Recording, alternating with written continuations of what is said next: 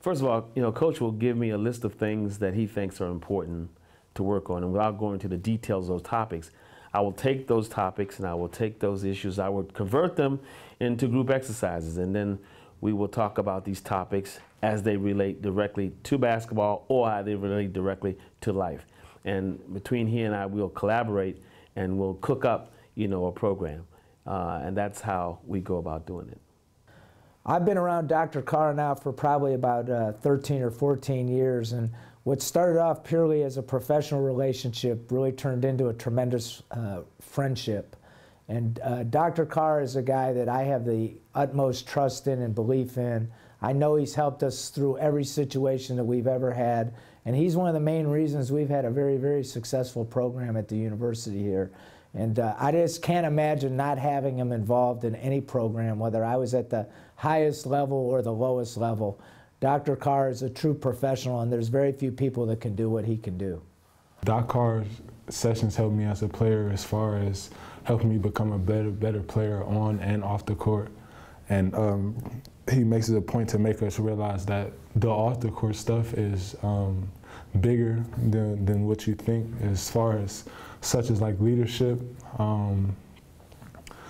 He's putting players into a position to become better leaders, whether that's talking more, leading by example, being a direct line between coach and the players.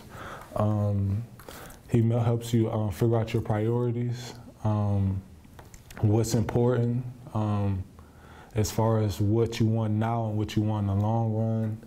And also, the biggest thing I think is he helps you become selfless.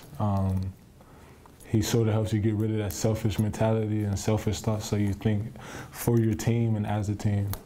Dr. Carr, he does a lot for us as University of Akron. I know he's came and helped football out.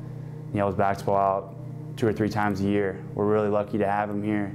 When he comes in, he's here for a long time, and sometimes we hate the meetings, but it's always worth it.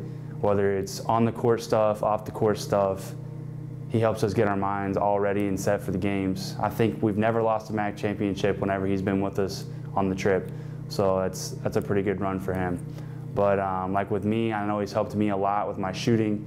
I went through a slump last year as a freshman, and he really just helped me get my mind right and just to forget about everything else. And I'm a good shooter, and then I need to know that and think that every time and not think about my shot and just catch it and shoot it like tying your shoes, and you don't think about it.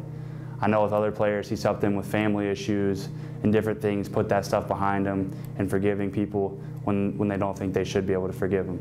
So we're really lucky to have him again, and I love every second that he's here.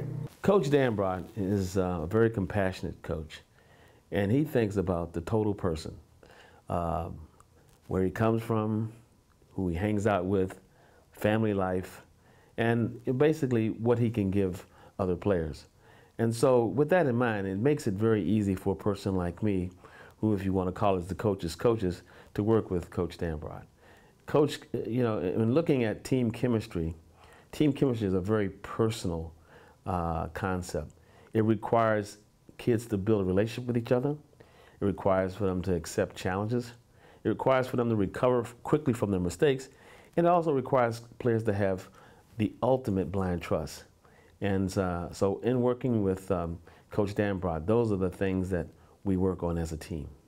I think having a coach who looks at the heart, who cares about the soul, I think when you have that kind of sensitivity, that separates him. And of course, this is a business, and of course, he wants to get good players. But at the end of the day, teaching them how to work together beyond the college environment is the most important thing. And I think that's what separates Coach Dambrot. If you expect players to play at a very high level, you have to demand that they're of the highest character. You cannot win with players that don't care about being good people. Eventually, that glitch will catch them at some level, in some way, shape, or form. So if you're really a true coach, then you have to demand that they do things correctly both on and off the court. I would say the more talented your team, the more important team chemistry becomes, because everybody has their own hidden agendas. They all want to be professionals, or they're thinking about the next thing rather than the task at hand. So I think the better the players, the better the talent, the more you have to stress team chemistry, and the more that you have to demand that guys do the right things. And if you don't, it doesn't matter how talented you are physically, you are not going to win the big game. I was very fortunate to coach LeBron James in high school for 2 years, and I think the one thing that I tried to do with LeBron was to try to teach him to play the game the right way, and that is, you know, making sure that he made players better. There's very few players in the country that actually can make others better, and he has the unique ability to be able to do that. And I think that teamwork, that chemistry, understanding that teammates are important was something that we stressed with him, and I think it has continued throughout his pro career. And it's an approach that a lot of people don't do with their best players. I also demanded that LeBron be the best practice player of anybody we had and hold himself to the highest standards. And that's something that I think he's always done as a professional, and that's something that we have done, continue to do at the college level.